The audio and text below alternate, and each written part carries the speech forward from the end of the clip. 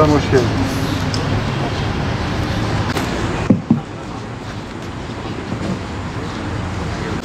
Kıymetli hocam, sayın başkanlarım. Çalışmaları eski tadında yapmıyoruz. Bu bayramda bir önceki bayrama göre biraz daha rahat ama önceki bayramlara göre biraz daha tedbirli bir durumdayız. Yarın Kurban Bayramı. Allah'ımıza şükrediyoruz. Bir bayrama daha kavuştuk. Yarın yoğunluktan dolayı herkesin işte kurban keseceğinden, önemli bir kısmının kurbanla ilgili meşguliyeti olacağından dolayı bugün bir araya gelelim istedik. Katılımlarınızdan dolayı öncelikle hepinize teşekkür ediyoruz. Milletimizin birliği, milletimizin bütünlüğü, şehrimizin birliği hem dini bayramlar hem milli bayramlar sayesinde oluşuyor. Bu vesileyle de açık havada da olsa, 3-5 dakika da olsa bir araya gelmemizde fayda var diye düşünüyoruz.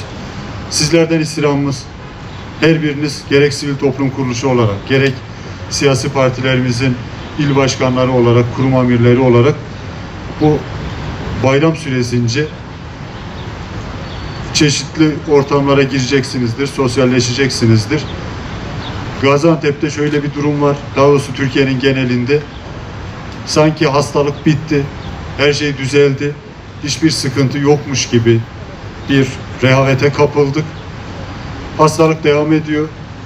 Halen hasta olan vatandaşlarımız var, vefat eden vatandaşlarımız var. Aynı zamanda eş zamanlı olarak aşılama devam ediyor. Bizim evet cenazelere de gideceğiz, evet düğünlere de gideceğiz, bayramlaşacağız. Ama bunların süresi, bunların mesafeleri, bunların ortamları çok çok önemli. Düğünlerde, cenazelerde yan yana, özellikle de kapalı ortamlarda yarım saat, bir saat oturduğumuzda hasta olma ihtimalimiz çok yüksek.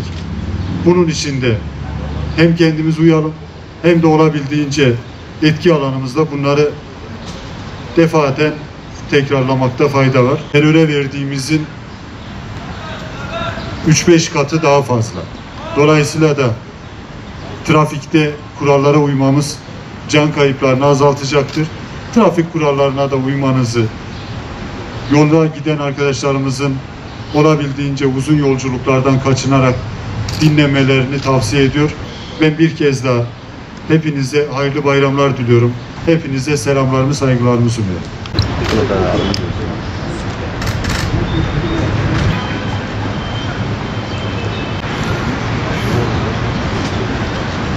Evet efendim.